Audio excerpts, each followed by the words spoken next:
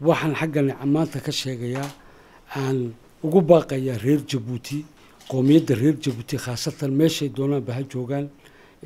maxaan ku raadayay Somaliland waxaan ugu baaqayaa inaan xusi doono bisha 27-keega sanad guurihii calankeena jamhuuriyadda Jabuuti markii aan ka xorownay guumaystii aan ka xorownay waxaan ugu baaqayaa inay tahay maanta 40 jirkii aan xusi doono oo si weyn looga soo qayb galayo waxaan niga codsanayaa jaaliyadda reer Jabuuti dhammaantoodba inay ka soo qayb galaan waxaan ku qaban doonaa hameenka isniinta hameenka maalinta isniinta hameennimadeeda ay salaasa soo galayso ayaan ku qaban doonaa Green Plus waxaan ka codsanayaa meeshay doonaan baa joogaan reer Jabuuti qoomiyadda reer Jabuuti dadka ka soo jeeda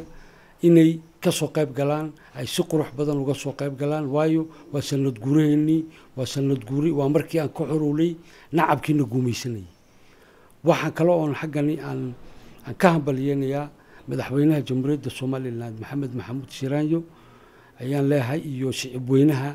maxaan ku raadayay Somaliland ciid wanaagsan Ramadaan wanaagsan iyo inikuna ciid wanaagsan 26 Juun ambassador haddaan su'aal ku weydiiyo ka baxsan arrintan aad ka hadlaysid deegaanka Saylac oo xadla leh Jabuuti